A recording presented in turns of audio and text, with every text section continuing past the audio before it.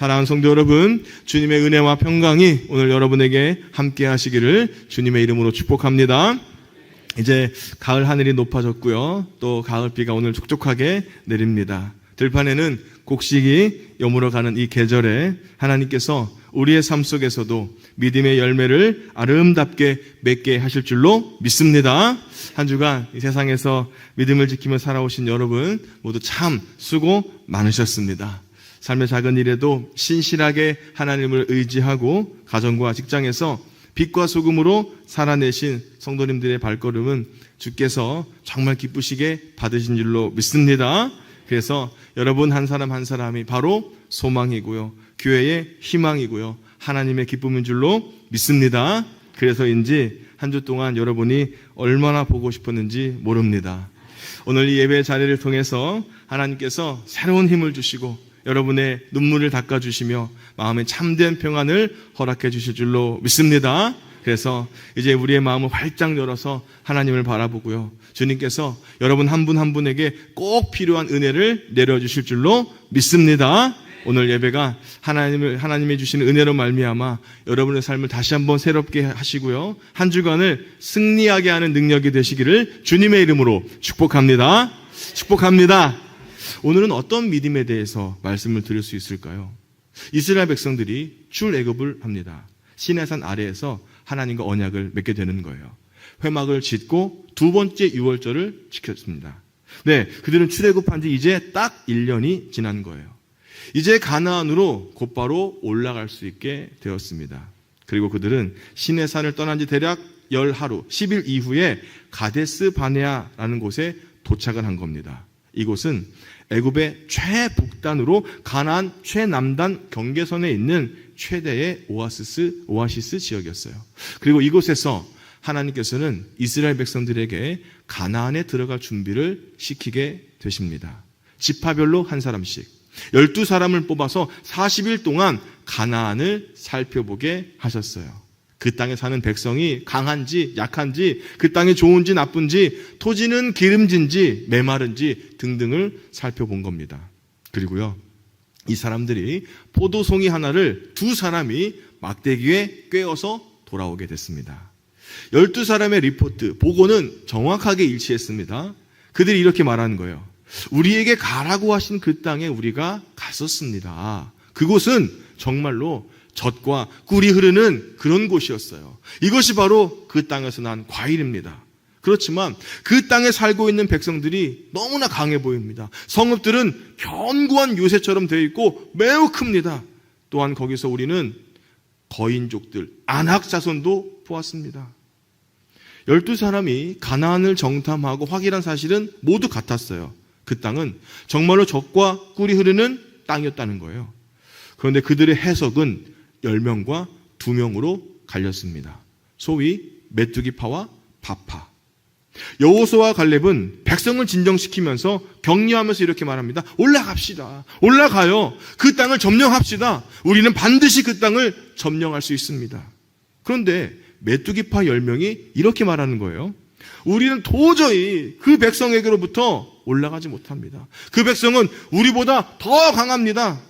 그리고는요, 그 정탐한 땅에 대해서 나쁜 이야기들을 퍼뜨리는 거예요. 더욱이 우리가 스스로 보기에도 메뚜기 같았는데 그들이 보기에도 우리가 메뚜기 같아 보였을 겁니다. 12사람이 본 사실은 정확하게 같았습니다. 하지만요, 해석은 전혀 달랐습니다. 올라가자는 2명과 올라갈 수 없다는 10명으로 갈리게 된 거예요. 정탐꾼들의 의견이 이렇게 둘로 갈라지자 백성들이 어떻게 했습니까? 백성들은 안 된다, 올라갈 수 없다 라고 하는 부정적인 의견에 마음이 기울어져서 밤새도록 통곡을 했습니다. 급기야 그들이 어떻게 했을까요? 3절 말씀입니다. 어찌하여 여호와가 우리를 그 땅으로 인도하여 칼에 쓰러지게 하려 하는가? 우리 처자가 사로잡히리니 애굽으로 돌아가는 것이 낫지 아니하랴. 10명의 정탐꾼들의 말에 넘어간 백성들의 이 실망이요, 원망과 통곡으로 이어졌습니다. 기쁨의 파도가 아니라, 은혜의 파도가 아니라 절망과 통곡의 파도로 이어졌어요.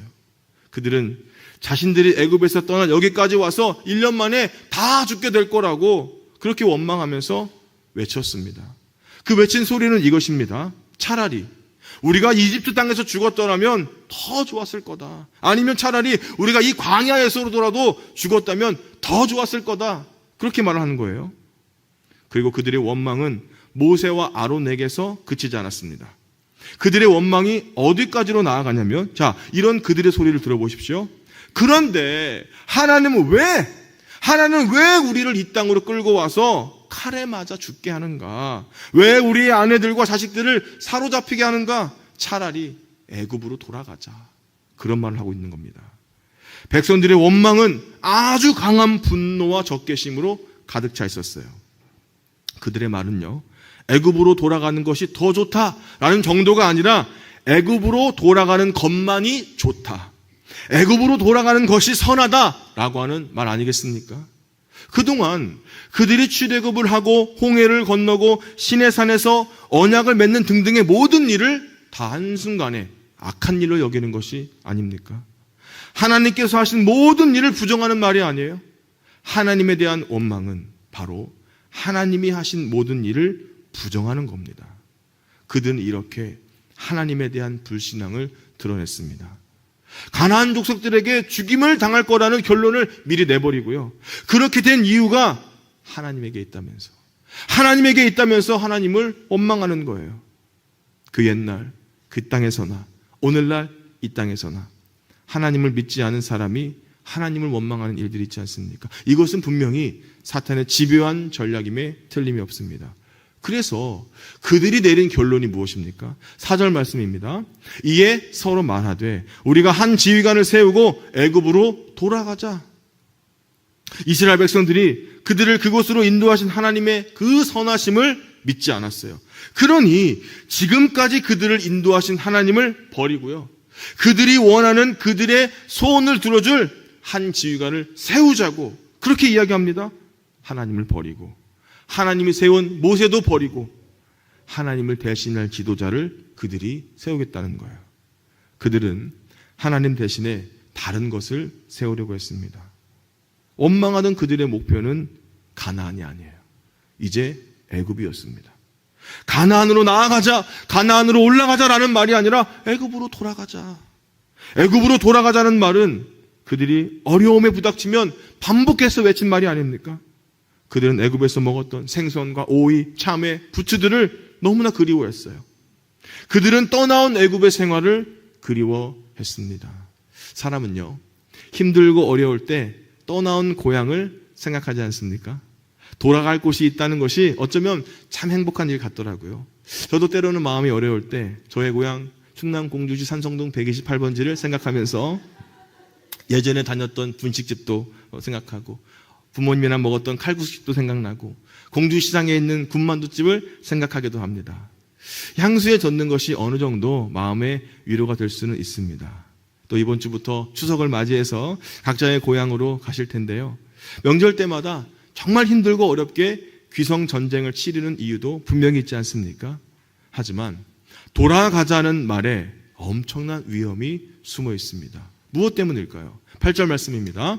여호와께서 우리를 기뻐하시면 우리를 그 땅으로 인도하여 들이시고 그 땅을 우리에게 주시리라. 이는 과연 젖과 꿀이 흐르는 땅이니라.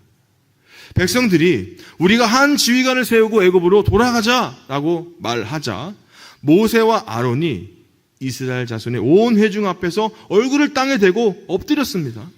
모세와 아론이 그들을 두려워해서 아닙니다. 이처럼 완악한 사람들에게 내려질 하나님의 심판이 두려웠습니다. 그들을 위해서 기도하기 위해 엎드렸습니다. 여호수아 갈렙이여 슬픔에 겨워서 자신들의 옷을 찢으면서 말합니다. 우리가 탐지하려고 두루 다녀본 그 땅은 정말 좋은 땅입니다.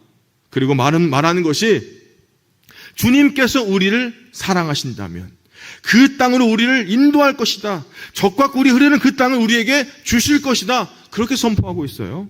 자, 가나안에 들어갈 수 없으니 애굽으로 돌아가자는 사람들의 모습은 뭡니까? 사람의 조건을 본 거예요. 그들은 그곳에서 키가 장대 같은 사람들을 본 겁니다. 그들에 비해서 자신들은 메뚜기 같아 보였다는 거예요. 가나안 사람들도 자신들을 메뚜기처럼 보았을 거라고 이야기합니다. 스스로 메뚜기를 여기고 다른 사람도 그럴 거라고 이야기합니다. 그런데 여호수아와 갈렙은 사람의 조건을 본 게 아닙니다. 하나님이 허락하시는 조건을 믿었습니다. 여호수아와 갈렙은 그들에게 그 땅을 차지할 능력이 있다고 말하지 않았습니다. 다만 하나님께서 우리를 기뻐하신다면, 하나님이 우리를 사랑하신다면 하나님께서 그 땅으로 우리를 인도해 내실 거라고, 하나님께서 적과 꿀이 흐르는 그 땅을 우리에게 주실 거라고 그렇게 말하고 있는 거예요. 그러면요, 여호수아와 갈렙은 하나님께서 인도하시고 하나님께서 주실 것이라고 말했는데 그 조건을 뭐라고 하냐면 하나님이 우리를 기뻐하시면. 문제는 많은 사람이 하나님께서 우리를 기뻐하신다는 것, 하나님이 나를 사랑하신다는 것을 믿지 못하고 있다는 거예요. 여기에서 기뻐하다라는 말은 본래 기울다라는 뜻을 가지고 있습니다. 어떤 것에 마음이 기울어져서요, 큰 감동과 기쁨과 사랑을 느낀다는 거예요. 하나님께서 마음을 우리에게 기울이셔서 허리를 굽혀서 능력의 손을 우리를 붙잡기만 하신다면, 하나님께서 우리와 함께 하시면 하나님께서 가나안에 들어가게 하리라 라고 하는 말씀입니다. 그러니까 가나안의 이 입성은 전적으로 사람의 조건이 아니라 하나님의 마음에 달려있다는 선포입니다. 여기에서 우리는 애굽으로 돌아가자는 이들의 마음을 알 수 있습니다. 돌아가자는 것은 하나님의 사랑을 믿지 못하는 것입니다. 모세는요, 이스라엘 백성에게 하나님이 원하시는 것을 분명하게 이렇게 선포합니다. 잘 들으시기 바랍니다. 이스라엘 자손 여러분, 지금 주 당신들의 하나님이 당신들에게 원하는 것이 무엇인지 아십니까? 주 당신들의 하나님을 경외하며 모든 길을 따르며 그를 사랑하며 마음을 다하고 정성을 다하고 주 당신들의 하나님을 섬기며 당신들이 행복하게 살도록 내가 오늘 당신들에게 명하는 주 당신들의 하나님의 명령과 규례를 지키는 일이 아니겠습니까? 하나님께서 이스라엘 백성에게 원하시는 것은 하나님이 기뻐하시는 것, 하나님이 사랑하시는 것은 그들이 하나님을 사랑하는 거였어요. 그들이 사랑하는 하나님의 말씀을 따라 사는 거였습니다. 하나님께서 그렇게 원하시고 백성들이 그렇게 살아갈 수 있는 근거가 뭡니까? 오직 내 조상들을 기뻐하시고 그들을 사랑하사 그들의 후손인 너희를 만민 중에서 택하셨음이 오늘과 같으리라 라는 말씀입니다. 하나님께서 그들을 사랑하셨다는 말씀이에요. 성경은요, 하나님께서 우리를 사랑하셨기 때문에 우리가 하나님을 사랑하고 또 함께 우리가 사랑해야 한다는 것을 말씀하고 있지 않습니까? 그래서 요한일서 4장 19절에 우리가 사랑함은 그가 먼저 우리를 사랑하셨음이라 라고 말씀합니다. 그런데 이스라엘 백성들이 이 가데스 바네아에서 하나님께서 그들을 사랑하신다는 것을 잊고 있었습니다. 의심하고 있었어요. 사랑하는 여러분, 하나님의 기쁨은 무엇입니까? 자신이 사랑하는 사람들이 하나님의 사랑을 깨닫고 서로 사랑하는 것을 보는 것, 그거 아니겠습니까? 하나님께서 그토록 우리를 사랑하셨지만 아니 무슨 사랑이 이래? 라고 하며 조금만 힘들어도 조금만 어려워도 원망하고 불평하는 것을 보시면 하나님이 마음 아파하시지 않겠습니까? 원망하고 불평하는 사람을 보는 것은 하나님의 기쁨이 아니라는 거예요. 그럼 우리가 무엇을 믿으며 나아가야 되겠습니까? 끊을 수 없는 하나님의 사랑을 믿으며 우리가 서로 사랑하는 것인 줄로 믿습니다. 우리는 이것을 믿는 사람들이고요, 이 믿음으로 서로 사랑해야 하는 사람들입니다. 9절 말씀입니다. 다만 여호와를 거역하지는 말라. 또 그 땅 백성을 두려워하지 말라. 그들은 우리의 먹이라. 하나님을 대신할 지도자를 세우고 애굽으로 들어가겠다는 사람들에게 계속해서 여호수아와 갈렙이 하는 말입니다. 아주 강력한 명령을 해요. 거역하지 말라. 두려워하지 말라. 우린 여기에서 분명하게 알아야 됩니다. 세상을 두려워하는 것은 우리와 함께 계신 하나님의 사랑을 거역하는 것입니다. 여기서 거역하다라는 말은 나라와 나라 사이에 맺은 언약, 조약을 가리키는 것입니다. 만군의 하나님 여호와께서 함께 하시는데 그분을 믿지 않고 세상을 두려워하는 것은 하나님과의 언약을 깨뜨리는 거란 거예요. 하나님께 싸우겠다고 대드는 겁니다. 그래서 그들이 두려워하지 말아야 할 이유는 그들을 두렵게 하는 가나안의 거인들이 사실은 하나님이 보시기에는 밥이었기 때문이에요. 가나안 신들은 가나안족을 떠났고 만군의 하나님이신 여호와께서 만군의 여호와께서 이스라엘과 함께 계시기 때문입니다. 가나안 사람들이 그들을 메뚜기로 볼 것이라는 생각을 버리고 그들을 바보로 보아했었습니다. 그래서 여러분, 이스라엘 백성들이, 그리고 우리가 의지해야 할 것은 내 자신의 능력이 아니라 우리와 함께 계신 하나님의 사랑인 줄로 믿습니다. 그래서요, 우리는 하나님의 사랑을 믿고 희망을 품어야 될 줄로 믿습니다. 히브리서 11장 6절 말씀에 믿음이 없이는 하나님을 기쁘시게 하지 못하나니 하나님께 나아가는 자는 반드시 그가 계신 것과 또한 그가 자기를 찾는 자들에게 상 주시는 이심을 믿어야 할지니라. 이렇게 말씀합니다. 이것이 요즘의 상황 속에서 우리가 여전히 희망을 품을 수 있는 근거가 아닙니까? 하나님의 사랑이 나와 함께 하시니 우리는 오히려 절망이 아니라요, 원망이 아니라 소망과 희망을 품을 수 있는 사람들이 되지 않겠습니까? 반대로 하나님의 사랑을 믿지 못하면요, 희망을 품을 수 없습니다. 그리고 희망이 없는 사람이 서로 사랑하기란 전혀 불가능한 일입니다. 그래서 우리는 하나님의 사랑을 믿기에 희망을 품고 사랑할 수가 있는 것입니다. 사랑하는 여러분, 주보에 글 쓰는 작은 공간에도 오늘 제가 말씀을 드렸습니다만 우리는 점점 더 각박해져 가고 메말라가는 상황 속에서도 여전히 희망이 있는가라는 질문 앞에 설 때가 있지 않습니까? 경비업체 노동자가 초코파이 하나를 꺼내 먹었다고 고소를 당했어요. 유죄 판결을 받았습니다. 버스기사는 요금으로 받은 동전 800원으로 자판기 커피를 몇 번 먹었다고 해고 판결을 받았어요. 이러한 사소한 사건에도 우리 현재의 사람들의 삶이 무너지는 것을 우리가 보면서 우리가 이제 살아가는 삶이 얼마나 희망이 사라지는지를 느끼고 있지 않습니까? 요즘 세상은 무엇을 말합니까? 젊은이들에게 무엇을 가르칩니까? 희망, 비전, 꿈, 이런 거 다 사치야. 현실은 전쟁이야. 교회도 마찬가지입니다. 도무지 희망이 보이지 않습니다. 금요일도 제가 말씀드렸지만 후배 목사님에게 연락이 왔어요. 초등학교 전도를 하다가 학교 운영회 측에서 아동 유인죄로 고소를 했습니다. 현장에서 체포가 됐어요. 이것이 바로 우리가 살아가는 현재의 모습이 아닙니까? 교회에서요, 젊은이들을 찾아볼 수가 없습니다. 아이들 울음소리, 이것이 그친 지가 한참이 되어버렸어요. 하지만 오늘 말씀으로 돌아가서 생각을 해보십시오. 12명의 정탐꾼들이 본 사실은 정확하게 일치하지 않았습니까?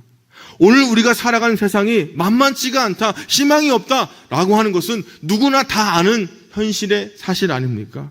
그런데 이 현실 앞에서요, 우리는 메뚜기처럼 초라해 보일 수 있어요.